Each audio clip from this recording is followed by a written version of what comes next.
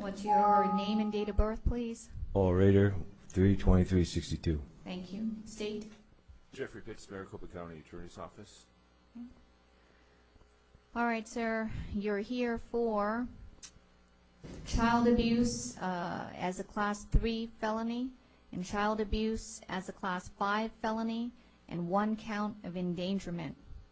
According to the information gathered by pretrial services, you are not indigent, so there's no lawyer to appoint for you. If you wish to, you may hire a lawyer. Your next court date, November 9th and the 12th. You got 2 court dates. And the state's attorney is here. I'd like to hear from the prosecutor. Mr. Pitts. Yes, thank you, Your Honor. Jeffrey Pitts, Maricopa County Attorney's Office, Your Honor. And I did have a chance to talk to Deputy Rowe from I believe, the Sheriff's Office before even reading the Form 4, but what he had told me was pretty much contained inside the Form 4. The possible exception that the 5-year-old was left at the desert for about 5 hours. Mr. Rater, who's 62, was with his granddaughter in the desert. I believe something happened with the ATV. After a while, Mr. Rater inconceivably left his 5-year-old granddaughter in the desert with a loaded handgun as he went off and walked himself to safety, leaving her behind. Once he was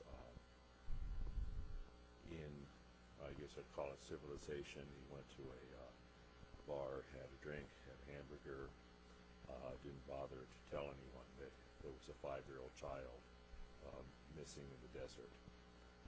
He was in care of that child.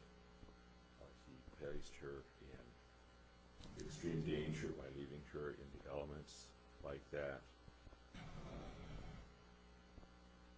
And as such, the state, when someone does something like that to a child, we would not want any more contact with any other children at this time. I don't believe contact with the grandchild is appropriate at this time, not that the mother may even consider that. Would ask for bond in the area of $25,000 or higher. Thank you. Okay, thank you. All right, Mr. Rater, you've heard from the prosecutor this morning.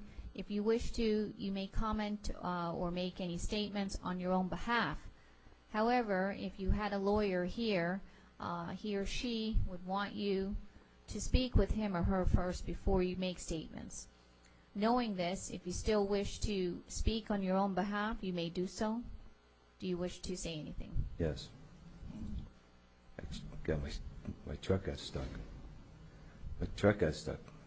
I just bought this truck. I've never been four-wheeling with it. I've gone this route with a different truck and never had a problem. I got stuck. I got buried. I couldn't get it out. So I walked with my granddaughter.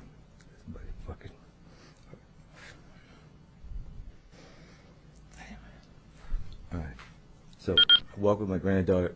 She was crying, pissing and moaning because she got tired. She wanted to take a nap, and so I put her under a shade tree and put my gun down because I didn't want to carry it. I have to make time now because I was holding her hand, picking her out of gravel.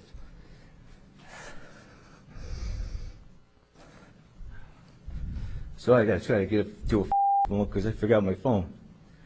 So for miles, there's nobody anywhere. I'm in the most remote place. I'm behind the Buckeye Hills. I don't know if you know anything about them. I got lost. I took a wrong path. I came back around. I see a truck, and I find out it's mine. This already spent 3 hours, so I started walking back, yelling for my granddaughter. I never got any response. All right, Mr. Rater. But by the time I got to a phone, I went down and I seen somebody, it was a Mexican guy, and Mr. Rater, before you go any further, I did give the notice to everyone when I started that you are being recorded, so please realize that. Right. If you wish to continue, you may do so. Yes, I wish to continue. I tried to dig the truck out again. By then, I couldn't. I was so thirsty I couldn't stand it. So I started walking to see if I could see her again, make sure she was okay. I didn't see her. I called for her. She said she was tired, so I guess she went to sleep, took a nap. I kept going. I got sidetracked again. I ended up, instead of going where my house is, instead of taking a right, I took a left, and I ended up it took like 10 miles before I could get to it. Then I seen this bar I never seen before. It was a feed store bar. It was open now. So as soon as I get in there, I call my wife. And then 5 minutes later, the cops come. Only reason why I got something to eat, I hadn't eaten for 6 hours. I drank 2 sodas, and then I started drinking beer because I don't like soda. So I was dehydrated. And I called my wife instead of the guy goes, why didn't you call 911? I didn't have a phone. I just got to the phone. Wouldn't you call your mother first? You call your wife, who's with her daughter, where I left to take a ride with my granddaughter because she's never driven in my truck. And I broke down. And I put her in the shade. I put the gun there because I didn't want to carry the gun.